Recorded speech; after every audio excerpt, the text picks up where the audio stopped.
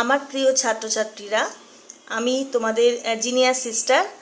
আজকে তোমাদের বাটারফ্লাই বইটি আমি একটু তোমাদেরকে পড়াবো।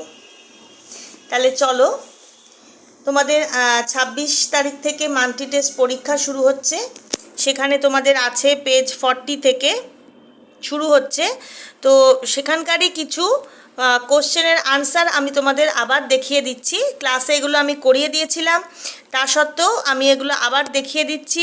তোমরা বাড়িতে এগুলো করে নেবে। আর যাদের কাছে এই উত্তরগুলো লেখা নেই তাদেরও আশা করি সুবিধা হবে।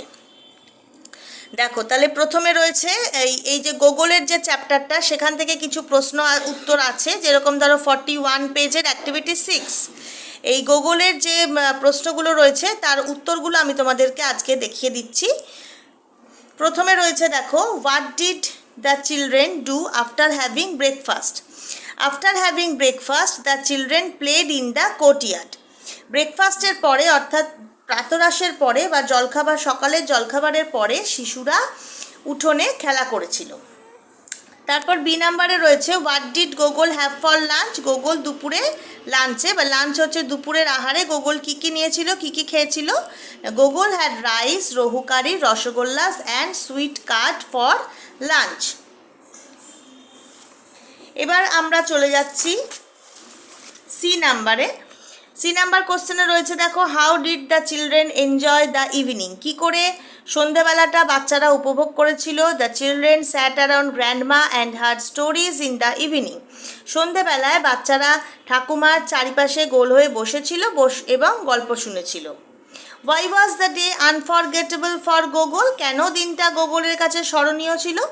The day was unforgettable for Gogol because he enjoyed the whole day with his grandma and cousins. He enjoyed Bengali food also.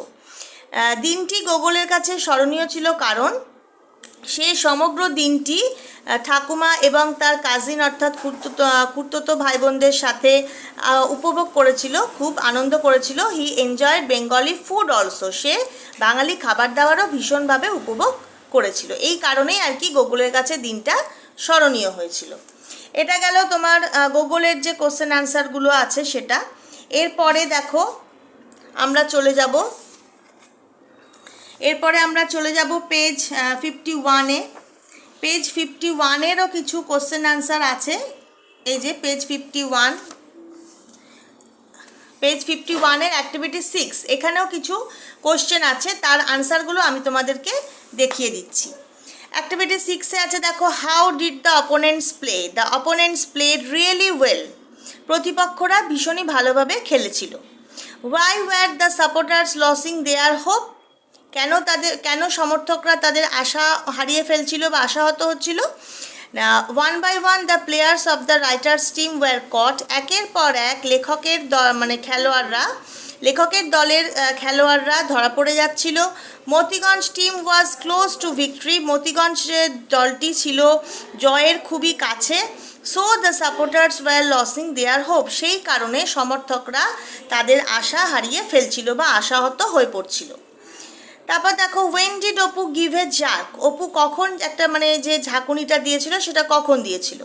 When Apu felt a severe bite on his right leg he gave a jerk. যখন অপু তার ডান পায়ে খুব তীব্র ব্যথা অনুভব করেছিল তখনই সে ওই ঝাঁকুনিটা দিয়েছিল। Who won the match for Apu's team? অপুর দলের হয়ে কে জিতেছিল? অ্যান্ড অপু ওন দ্য, ব্র্যাকেটে অপুটা লেখা আছে, won the match for Apu's team. অপুর দলের হয়ে পিঁপড়ে বা অপুই জিতেছিল। আসলে জিতিয়েছিল অপুই, কিন্তু যেহেতু পিঁপড়েটার কামড়ের জন্যই অপু ওই জারটা দিতে পেরেছিল, সেই কারণে দুজনের কথাই এখানে উল্লেখ করা রয়েছে। তাহলে এই হলো তোমাদের আগামী যে পরীক্ষাটা আসছে, মান্থলি টেস্ট 26 তারিখ থেকে শুরু হচ্ছে, 26, 29, 30 সকাল 10টা থেকে। তো সেই পরীক্ষার যে প্রশ্নগুলো রয়েছে, প্রশ্ন আর উত্তরগুলো আমি তোমাদেরকে দেখিয়ে দিলাম। তাহলে সবাই ভালো থেকো।